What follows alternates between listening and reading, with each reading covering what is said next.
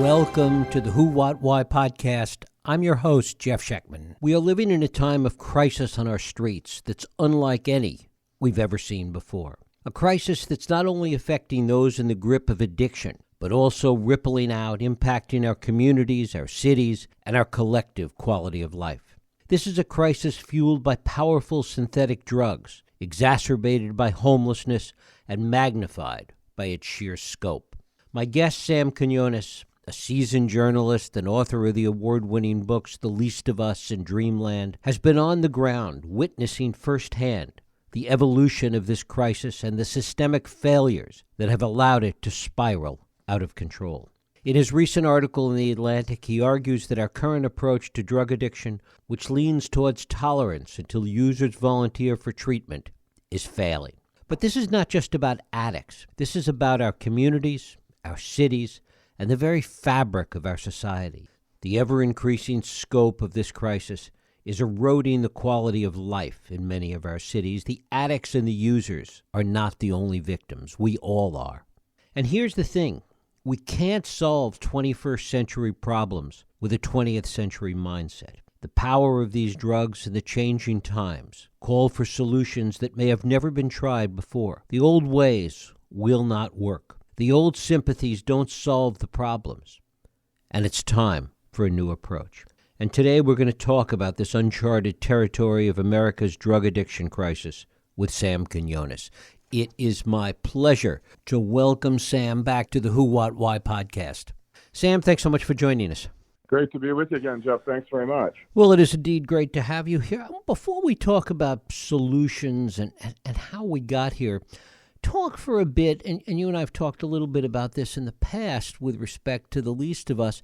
Talk a little bit about these drugs, how powerful they are, and why it really changes the whole landscape of this conversation. Sure, and I think that is the crucial point, that what we see now are two drugs, synthetic drugs made only with chemicals, no plants involved, being produced in quantities that are really unprecedented. Both of these drugs are now effectively nationwide, produced almost entirely by the Mexican trafficking world, mostly on the western side of Mexico.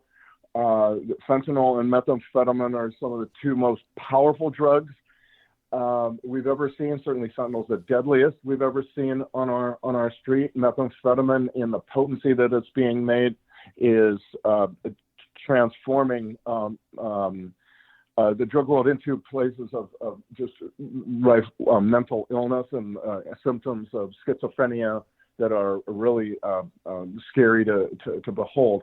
All of this, I think, is a function of supply and the ability of traffickers in Mexico to produce the quantities that they are producing now. And that is made possible largely because they have access to several shipping ports, which they control enough to get almost unlimited access to ingredients, chemical ingredients from the world chemical markets, mostly from China.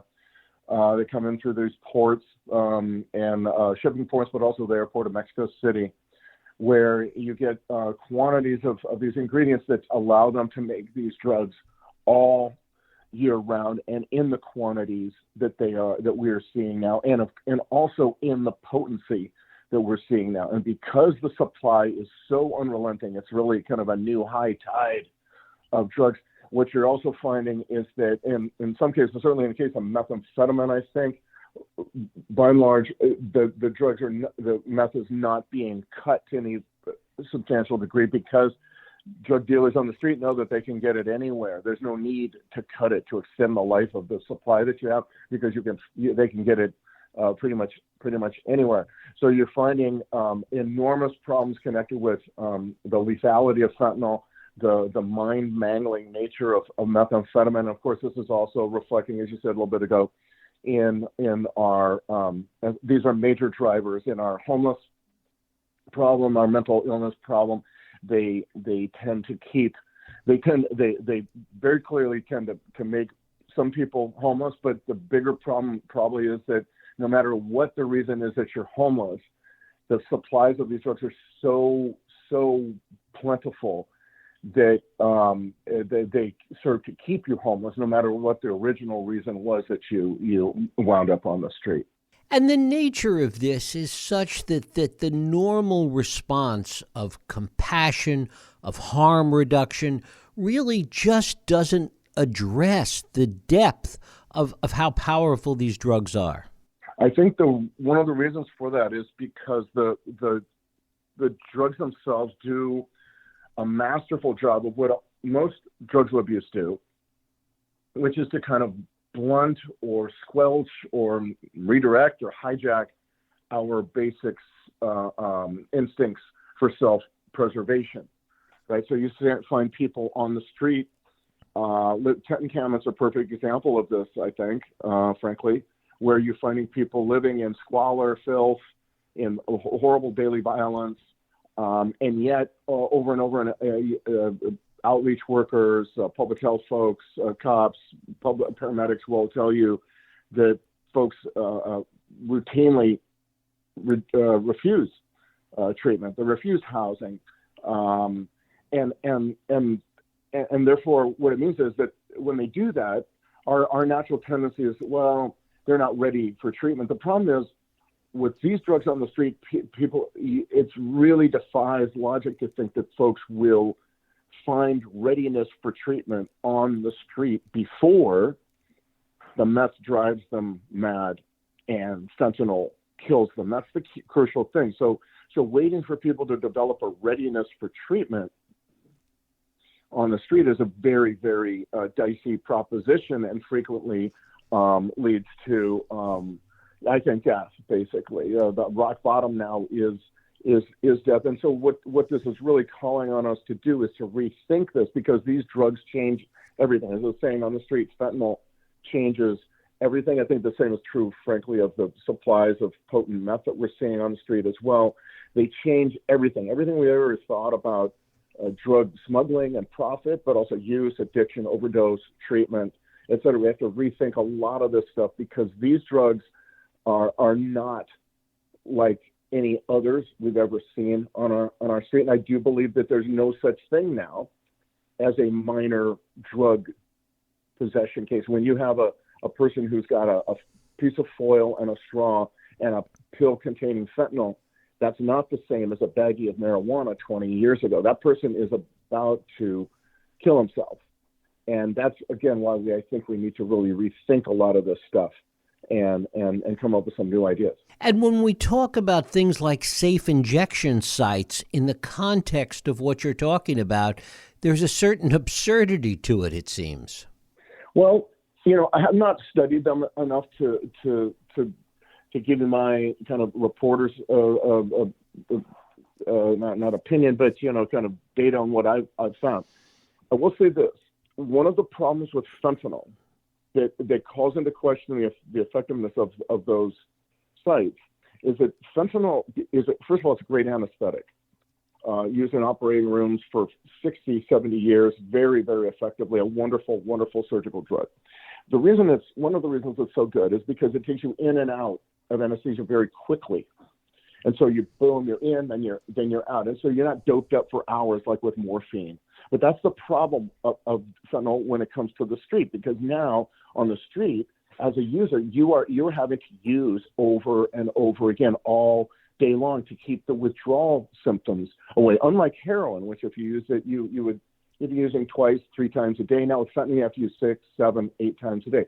What that means is that you kind of have to live near the safe injection site as you develop your tolerance for fentanyl. You are going in there over and over and over again. The other problem that I think those sites have, and again, I'm not necessarily saying that we shouldn't try them. I'm just saying that it seems to me that fentanyl, again, requires us to rethink some of these ideas. And one of the other things I think is to suggest that because we have revived someone with naloxone, the antidote to opioid overdose, while in a site, or because we have allowed them to use without dying from fentanyl, that means we've saved their lives. And that is not the case. You have revived them. You are saving their life temporarily, On the other hand, the longer those people continue to use fentanyl, there's a saying on the street too that there's no such thing as a long-term fentanyl addict. They're all going to die. So the crucial issue is how can we use those sites to not just allow them to continue to use, but to find ways of with fairly rapidly getting them into treatment somewhere, and treatment where they probably can't leave, because very, very quickly, as soon as they're in treatment, the cravings are so intense that frequently people bolt and leave. Now, there are ways of preventing that, but I think that these are a couple of the ideas that make safe injection sites something that we have to, again, do some careful thinking about. And one of the things that you talk about in the Atlantic piece, and we're starting to see it a little bit in San Francisco, and it's been tried in some other cities that you talk about, is using law enforcement, using our jails as part of the process. Talk about that. Well, first of all, let me say this, that law enforcement should always be a part of this solution. We got away from that largely because we thought, the drug war didn't work, and so therefore law enforcement has no role to play when it comes to drugs, drug interdiction, drug treatment, et cetera, all that.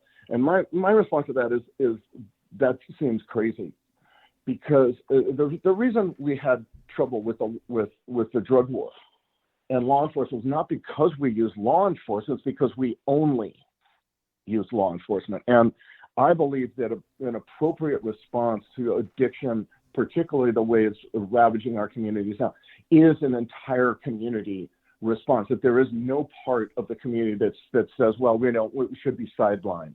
And certainly, without a doubt, not law enforcement. They have a crucial role in many, many ways. But one of the things that I think fentanyl and meth and these potent supplies, unrelenting supplies we're seeing now, makes a requirement of is that we use the time in jail better. In fact, jail, it's showing in other parts of the country, not so much in California, I would say, or the West Coast, but where we're still getting over this aversion to law enforcement, which I think we would very quickly be healthy to do in this issue. But in other parts of the country, in the Midwest, where they've been at a lot longer with regard to the opioid epidemic, we're seeing experiments with using jail as a place of recovery. So what happens then is that people get into jail, are arrested. You have to use arrest. Yes, absolutely, you have to use arrest. While they're there, they detox. That means they get a break from the drug. They get the drug out of their system. And what happens sometimes slowly, sometimes a little bit more quickly, but it takes some time, there's no doubt, is that people begin to think more clearly. So the readiness for treatment can more easily be developed when you're away from the dope for a while. And that's what you see happening in these jails where they're trying new things. And this is an experimental thing. It's been only, I'd say, 6-8 years old that the jails I'm aware of have been doing this. But once you do that, see, jail provides that essential thing. It's a place where you can go to get away from the street, yet you cannot leave once the dope tells you that you absolutely must. You get over a couple of those humps. You get a kind of a brain clearing, a brain healing, a brain defogging. And then all of a sudden people kind of view their lives a little bit more differently, and they view the wreckage of what they've created of their lives. And then there grows a readiness for treatment. And then a lot of these jails have been creating recovery pods where people are all about their recovery. So you're waking up in the morning, 8 a.m, you're making your bed, you're in classes most of the day, you are in 12-step meetings, there's social workers sign you up for Medicaid, and so you have health insurance once you leave. There's actually a jail that spends a lot of time preparing people for what happens when they actually leave, which is a radical idea. Most jails have not, in my experience, done much thinking about that at all. There's pods where the pods are governed by very strict rules of accountability. So there's no drugs. In many jails, there are drugs fairly commonly, but in these pods, it's not the case. You find they sign people up for medically assisted treatment, that kind of medicine that can help people overcome the cravings that accompanies opioid overdose, particularly when you get out on the street. And then, very importantly, I think, in all of this, there is a continuum of care on the outside that has developed, certainly in the county that I read about in the piece and I've written about in my book, The Least of Us, in Kentucky, where you have a whole array of services available on the outside once somebody leaves. Again, the idea that a jail should be thinking about how to make it easier for that person to succeed once that person leaves jail is a radical idea for America. But the thing is that the drugs are now making this almost a requirement. I began following the jail in Kenton County about 7-8 years ago when it first opened. And I thought, that's a good idea. That's great. I'll continue to follow it, see how it goes, Now with fentanyl and meth on the streets, I think it's an essential idea because you need some place to go to get away from the dope so you can break from it, so you can reset your life. And jail, we've never treated jail like this, but jails in the Midwest are actually showing that this is what can happen. One of the issues that we're hearing already in San Francisco, where there has been some effort to begin to arrest not only the dealers but the addicts themselves, is the civil liberties issue. Well, I mean, I think there's a valid concern when it comes to that. I would say, though, that first of all, when it comes to people who are dealing fentanyl, I actually, when it comes to addicts on the street, that's one thing. But when it comes to people dealing fentanyl, and almost everybody's dealing fentanyl, whether they know it or not these days, I think that is kind of a no-brainer. I mean, you have to arrest those people. You have to make sure that they are not. This is a substance that is very much, selling fentanyl is very much akin to firing a gun into a crowd. You know you're going to hurt somebody when you do it. You know what you're doing is going to hurt somebody. You know there's fentanyl in what you're selling. And you most likely will kill somebody. And to me, it does not smack of a misdemeanor.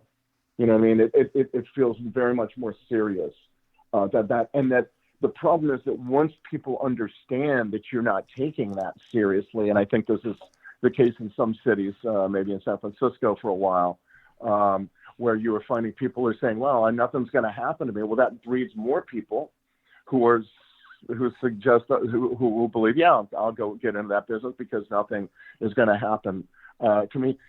The other point, though, is that frequently people are selling to support their own habits. Well, those are exactly the kind of people who are doing this extraordinarily risky behavior to support their own. Those are exactly the kind of people that may benefit from being off the street and being in treatment and being a place where they can't go. I mean, those people are going to die.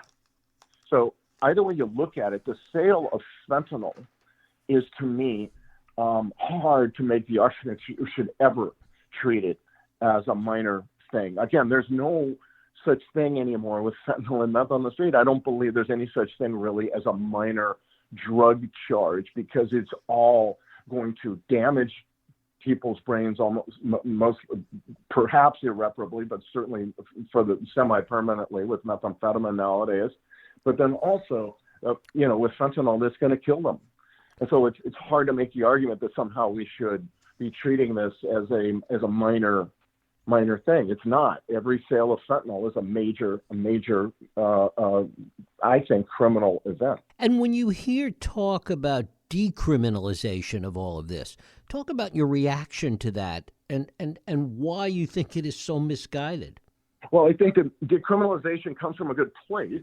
Comes from this idea, this is a libertarian kind of idea, and there's a certain amount of that I kind of agree with. The problem is that when you decriminalize drugs that are this potent and this prevalent, that it's, again, as I say, it's kind of a new high tide of drugs, not a wave of drugs, a new high tide of these things, whereas they're almost, in the case of methamphetamine, virtually free, right? In many, many cases. I was listening to a video where a guy was saying, I don't know what it costs anymore because it's free.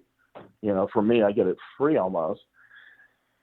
It takes understanding of brain chemistry, it seems to me, to understand why decriminalizing the sale of these drugs is is a really, really bad idea. You need some kind of protection. People, they are too addictive. They are too overwhelming to our brain chemistry. And also, the more you allow it to be decriminalized in fact or in practice, the more supply. This is about supply creating demand. This is not about demand creating supply. Demand is what supply is what creates this, and then you get the demand that follows, and after that's kind of a cycle. And so the idea that somehow we can kind of treat our way out of it without dealing with the issue of supply is, first of all, an enormous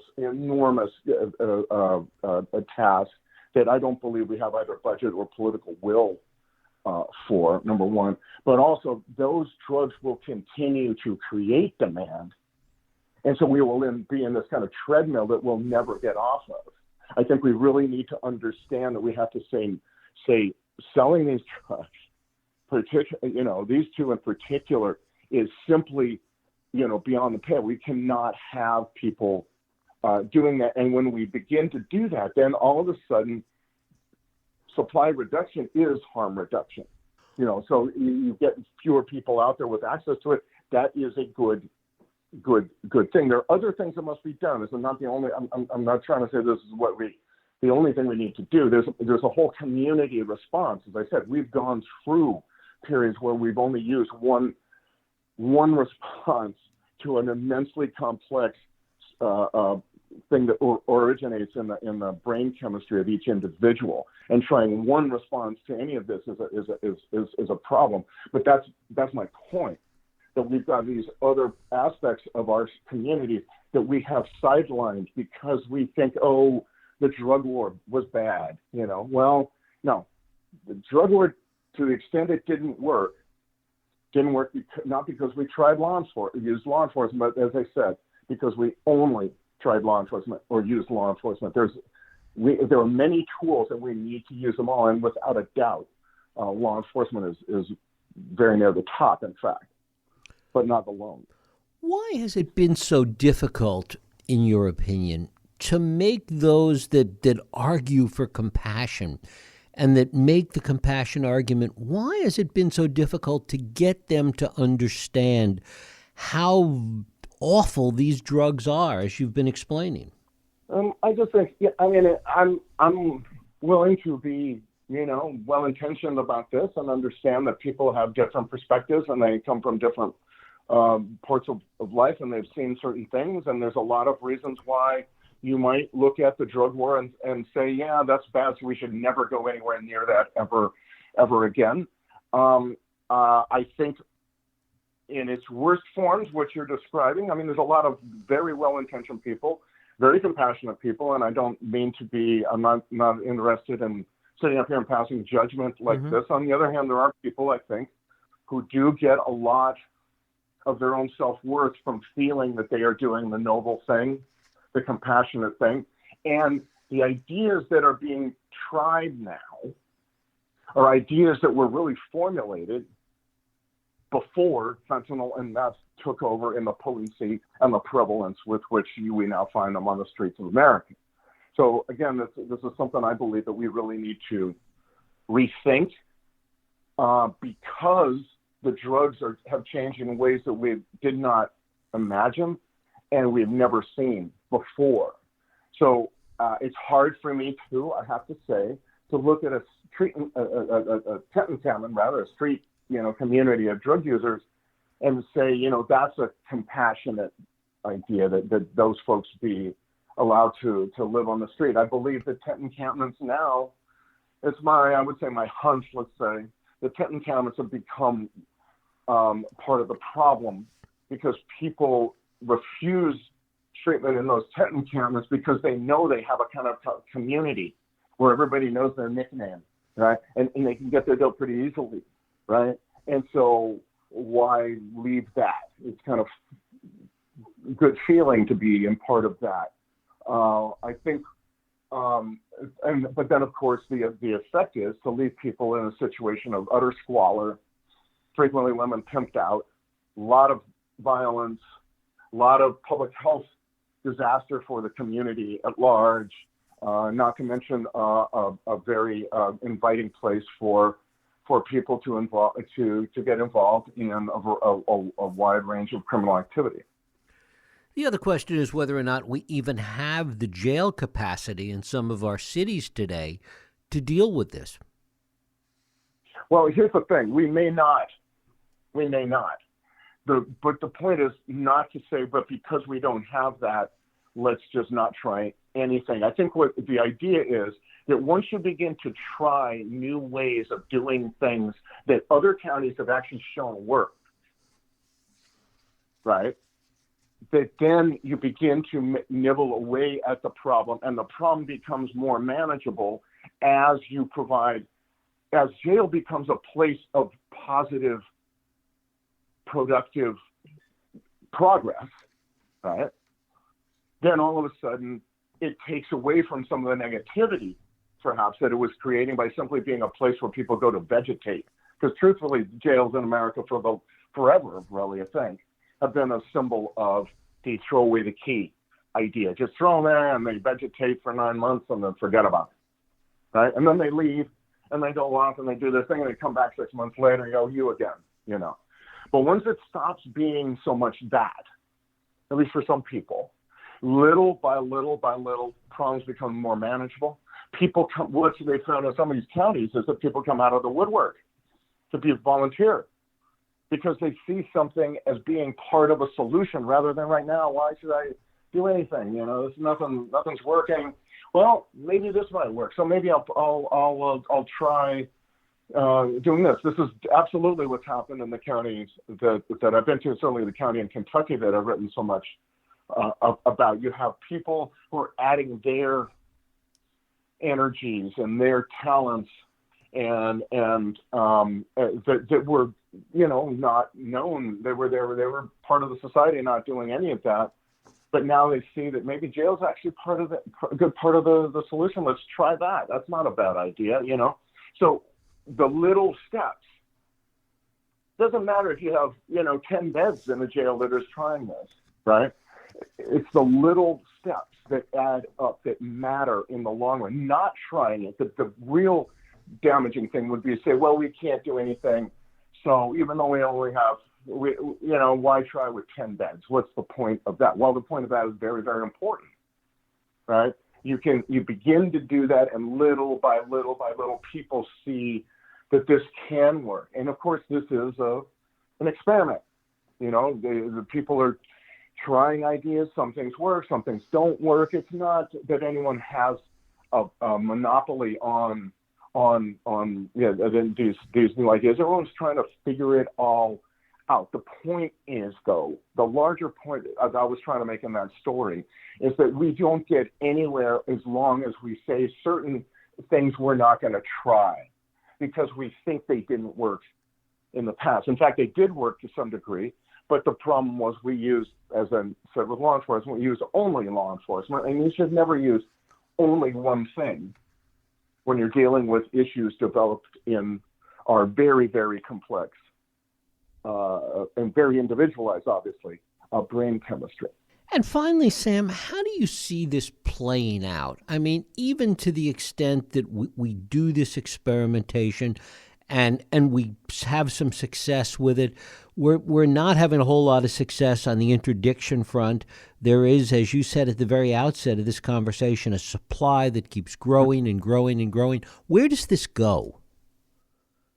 Well, that is a problem. I guess I come down on the idea that we try things, and we keep trying them, and we don't let failures get us down. And we don't let that be a setback.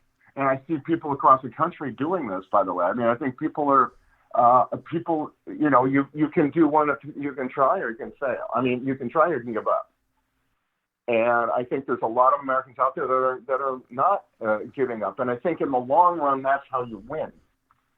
It seems very daunting. I will completely agree with you. But But the worst would be to throw up your hands and say, "Oh well, there's no point to any of this." I think that's what we did with our gun issue. No, there's nothing we can do about these assault weapons. Oh my God, we can't do anything. So we're not going to try anything. And I think that it's the small steps that get us there. It's childish and completely unrealistic to think that, well, we've got one solution or a few solutions, and they alone will solve the problem, and everything else we shouldn't even try. I just think that's crazy, but that's kind of where we are in a lot of cities in America, frankly, where we're saying, well, no, jail has no role, arrest has no role, even though people are selling a poison that will absolutely kill most of the people who use it immediately or very quickly, and in the long run will kill everybody who uses it. Well, forget it. We should not. That's nothing to be done. What can we do? I think that's a damaging idea, and again, it gets back to the whole idea of this has got to be a community response, and to say that something as fundamental and as absolutely powerful as law enforcement should not be used or should be sidelined, I just think that's part of the problem, and that's crazy, and we can that is a huge institution that absolutely has to be employed in many, many ways if we're not using it now. Sam Quinones. His article currently appears in The Atlantic. His book is The Least of Us, True Tales of America and Hope in the Time of Fentanyl and Meth. Sam, I thank you so very much for spending time with us here today on the Who, What, Why podcast. I appreciate the interest, Jeff. Thank you. Thank you. And thank you for listening and joining us here on the Who, What, Why podcast. I hope you join us next week for another Radio Who, What, Why podcast. I'm Jeff Sheckman. If you like this podcast, please feel free to share and help others find it by rating and reviewing it on iTunes. You can also support this podcast and all the work we do by going to whowhatwhy.org/donate.